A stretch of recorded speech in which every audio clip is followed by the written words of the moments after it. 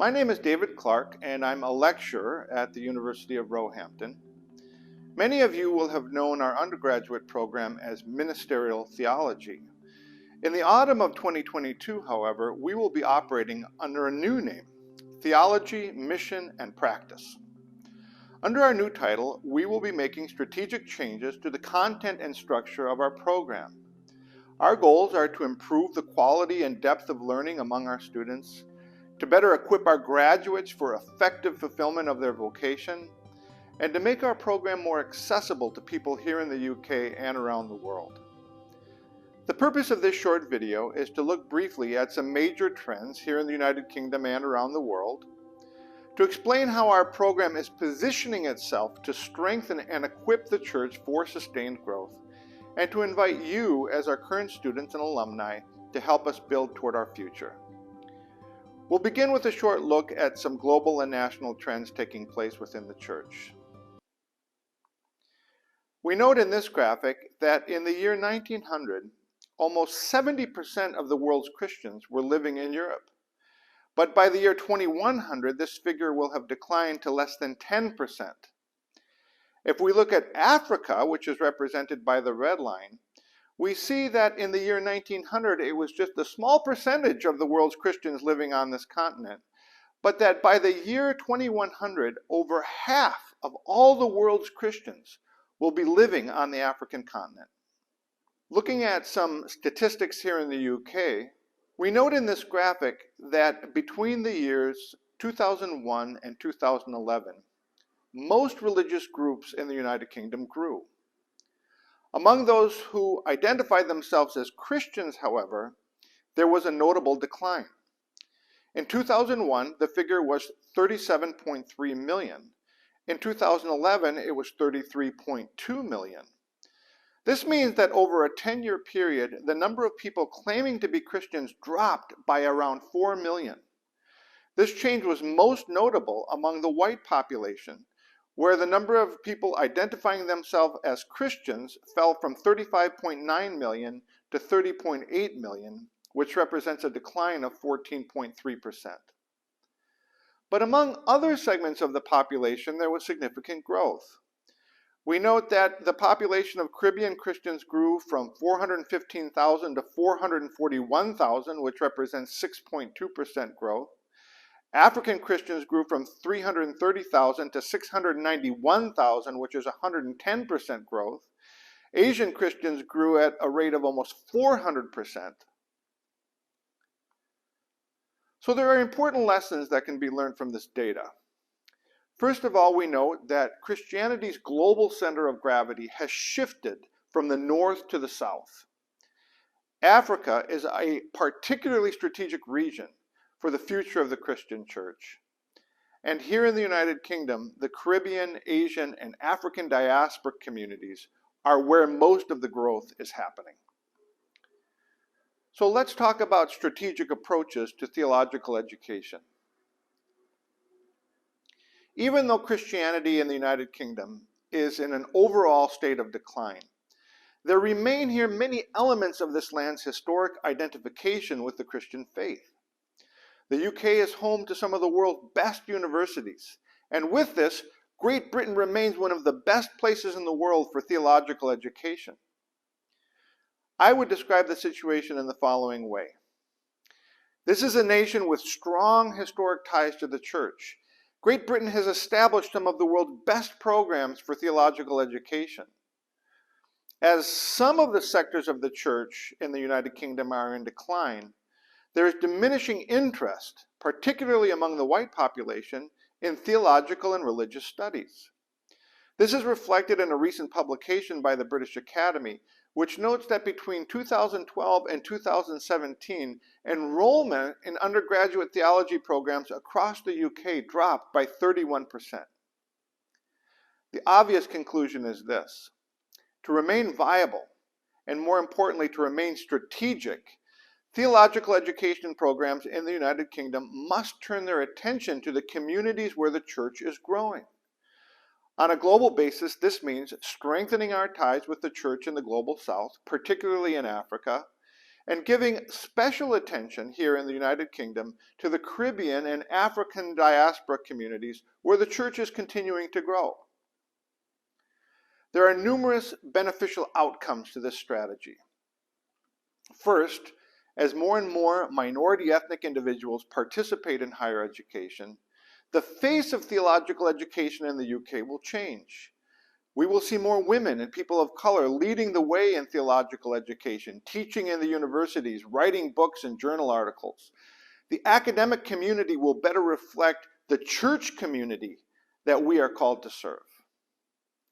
Second, by focusing on our ties with the church in the global south, we can ensure that aspiring leaders in places like Africa and Latin America have access to the best education possible. And finally, by engaging with Christian communities that are growing, theological education programs in the UK can secure their future within academia.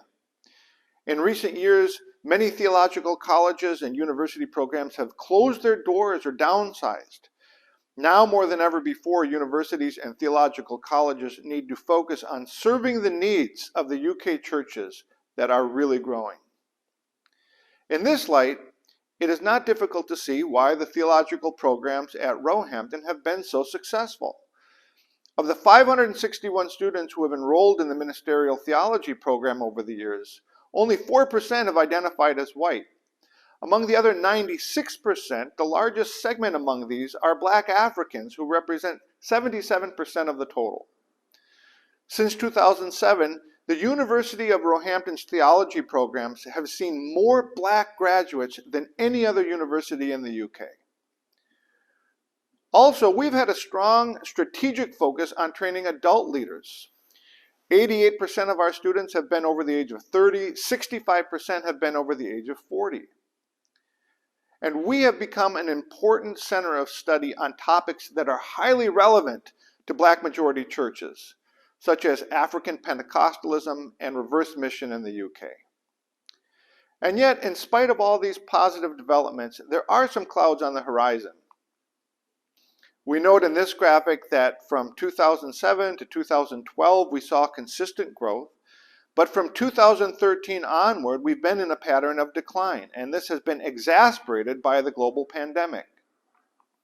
In the midst of this challenging environment for theological education, we are very grateful for the ongoing support that the University of Roehampton is giving to our programs. A recent statement from the university's leadership said this: "Religion and theology are inextricably linked to our mission, our providing bodies, and the foundations of our colleges and the university. Our commitment to faith motivates our policy and practice across the institution. The strong and continued presence of religion and theology as subjects for study at the University of Roehampton means we are distinctively placed to address social changes, engage in service to the local and global community, and to engage students and staff in this shared purpose." Now, with this strong support from the university, the task before us is to build toward our future. We recall the biblical story of Nehemiah's efforts to rebuild the walls of Jerusalem. The effort to rebuild the city did not go unchallenged. So as the workers labored, they held their construction tools with one hand and a sword with the other. They were simultaneously equipped to build and to fight. Our community at Roehampton needs to take a similar posture. In order to maintain our place as one of the UK's most strategic programs for theological education, we need to fight for our future as we strengthen the foundation that we stand on. In one hand, we need a sword. Looking outward, we need to boldly make our presence known. And with the other hand, we need to build and strengthen our programs from within. Let's first look at what we're doing to strengthen the program from within. Particularly at the undergraduate level, we are redesigning our modules so that they foster a broader diversity of skills and knowledge that are contextually relevant for our students. We're changing our approach to assessment so that our students might achieve higher outcomes. We can't make our assessments easier. We can't just give higher marks. But we can make our assessments smarter. And this means creating more ways for teachers and students to collaborate in the generation of high-quality scholarship. 2022 will see the introduction of professional tracks.